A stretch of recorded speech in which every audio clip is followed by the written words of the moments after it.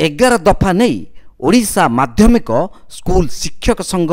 ओस्टा पक्षरु एक शोभायात्रा रे जाई जिला शिक्षाधिकारी को दाबीपत्र प्रदान करा जायछि। दाबीगुड़िकरे दर्शाई जे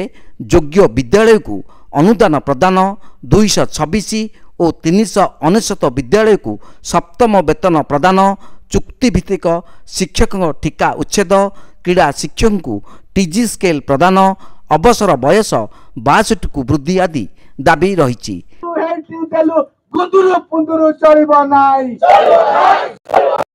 আজি দেবু কালি দেবু কাই ভন্ডাই দেবা চলিব নাই এই ক্লাব জিন্দাবাদ জিন্দাবাদ জিন্দাবাদ আরে শিক্ষা মারানা সরকার ডাউন ডাউন এই দাবিপत्र शिक्षाधिकारी जरिया मुख्यमंत्री अर्थमंत्री गणशिक्षा मंत्री मुख्य शासन सचिव स्कूल और गणशिक्षा सचिव और अर्थ सचिव उद्देश्य प्रदान करथिले। फेब्रुआरी 7 रे भुवनेश्वर रे महासमावेश सह धारणा दियाजिवो बोली संघ चेतावनी देइछि।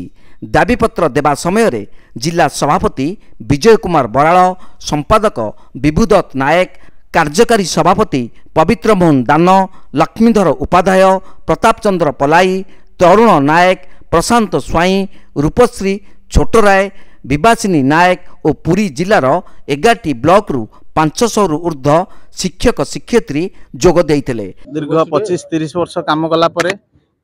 सेमाने अनुदान पाई ना 194 स्कूल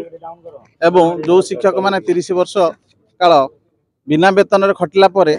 सेमाने रिटायरमेंट पर 5 टका पाउना जोटा कि मेडिसिन टे किनिया पे पैसा नहीं बड़ दुख परिताप विषय। सरकार बहुत योजना करुँच किंतु वास्तविक शिक्षक मानकर जोटा न्याय दाबी से वंचित कर भाव में 266 और 399 स्कूल जो माने सप्तम वेतन कमिशन रु से बाद दिखाई से सामिल करा जाइनी। अन्य अनेक गुड़िया 11 दफा दाबी नहीं आज आम जिला शिक्षाधिकारी महोदय निकट में पहुंचीचु। रिटायरमेंट पर शिक्षक माने 30 वर्ष मागणार खटिला परे रिक्त हस्तर फेरी जाउछंती, पैसा टिए मध्य नेउनांती एवं सेमाने चलिबा पई बा निजर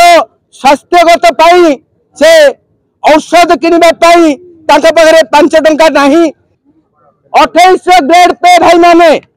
1700 नॉन टीचिंग 1700 ठारो 2800 ग्रेड पे पर्यंत सरकार ताकू गोटे टाळटुळ नीति करी अनियमितता भाव में से अनुदान दौरान